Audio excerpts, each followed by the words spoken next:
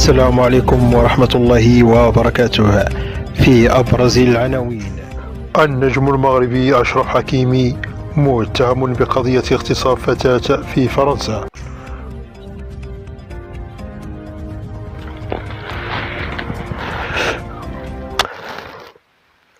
كشفت صحيفة لو باريزيان الفرنسية مساء اليوم الاثنين أن اللاعب الدولي المغربي أشرف حكيمي نجم فريق باريس سان جيرمان متهم في قضية الاغتصاب.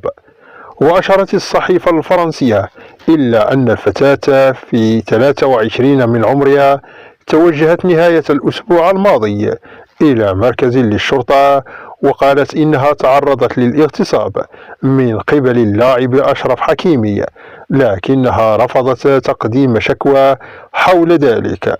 المصدر ذاته أفاد بأنه رغم رفض الفتاة تقديم الشكاية إلا أن النيابة العامة تبنت القضية.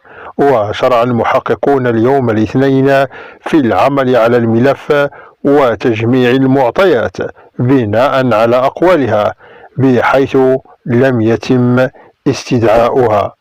كما أفادت صحيفة لو باريزيان بأن أشرف حكيمي تواصل مع المزعومة عبر تطبيق انستغرام يوم 16 يناير المنصرم، بينما وقعت الواقعة يوم السبت الماضي في منزل الدولي المغربي. ويعد حكيمي من بين أبرز لاعبي باريس سان جيرمان، فهو يشكل قوة ضاربة على المستويين الدفاعي والهجومي إلى جانب نجوم النادي كالأرجنتيني ليون ميسي والبرازيلي نيمار والفرنسي كيليان مبابي.